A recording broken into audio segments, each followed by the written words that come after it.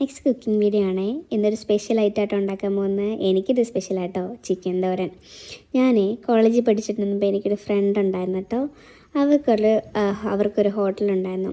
അവിടെ അവർ ഈ ചിക്കൻ തോരൻ കൊടുക്കും, സെർവ് ചെയ്യുന്നൊക്കെ പറയുമ്പോൾ എന്തു ഈ ചിക്കൻ തോരൻ, ഈ തേങ്ങയും നമ്മുടെ ചിക്കനും എല്ലാം മിക്സ് ചെയ്താൽ നന്നായിരിക്കുമോ എന്നൊക്കെ ഒരു ചിന്ത ഉണ്ടായിരുന്നു കേട്ടോ.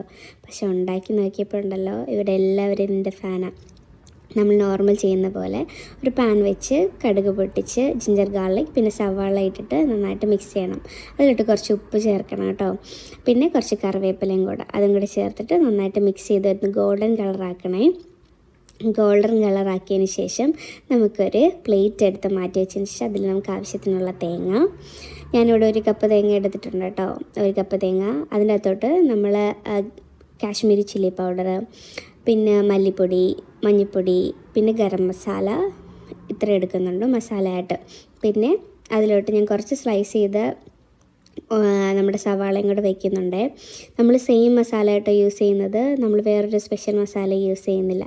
ഇതേ തേങ്ങയിലിട്ട അതേ മസാല തന്നെ നമ്മൾ ഈ സവാളയിൽ ഇടാൻ പോകാം കേട്ടോ.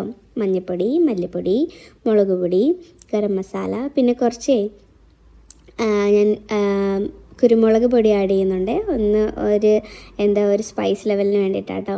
ഇതെല്ലാം കൂടെ ചേർത്ത് നന്നായിട്ട് മിക്സ് ചെയ്തിട്ട് പച്ചമണം എല്ലാം ഒന്ന് മാറ്റിയെടുക്കണം കേട്ടോ.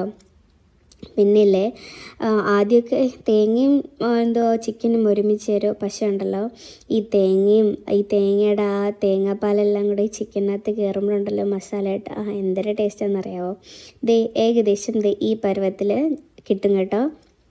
അതിനകത്തോട്ട് നമ്മൾ ചിക്കൻ എടുക്കുന്നുണ്ട്. സാധാരണ ബോൺലെസ് ആയിട്ടുള്ള ചിക്കനാണ് യൂസ് ചെയ്യുന്നത്. പക്ഷേ ഞാനിവിടെ ബോണും മിക്സ് എടുക്കുന്നുണ്ട് കേട്ടോ.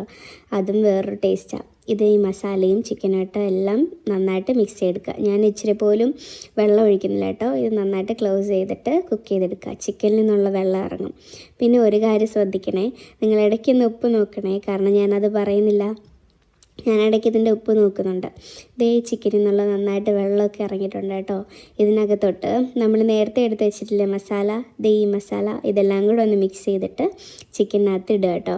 ചിക്കനകത്ത് ഇട്ടിട്ട് നന്നായിട്ട് മിക്സ് ചെയ്തിട്ട് പിന്നെയും അടച്ച് വെച്ചിട്ട് ഈ വെള്ളം എല്ലാം വറ്റി ഈ മസാലകളെല്ലാം ഒന്ന് ചേർന്ന് വരുന്ന പരുവത്തിന് എടുക്കണേ. നന്നായിട്ട് അടച്ച് വെച്ചിട്ട് പിന്നെ ഈ സവാളയല്ലേ ഇത് നന്നായിട്ട് വെന്തോളും. അതിനെക്കുറിച്ച് വറി ചെയ്യണ്ട കേട്ടോ. എൻ്റെ ചിക്കൻ റെഡി ആയിട്ടുണ്ടേ. നിങ്ങളും ട്രൈ ചെയ്ത് നോക്കണം കേട്ടോ. നല്ല ടേസ്റ്റാണ്. അപ്പോൾ ട്രൈ ചെയ്യാമല്ലേ.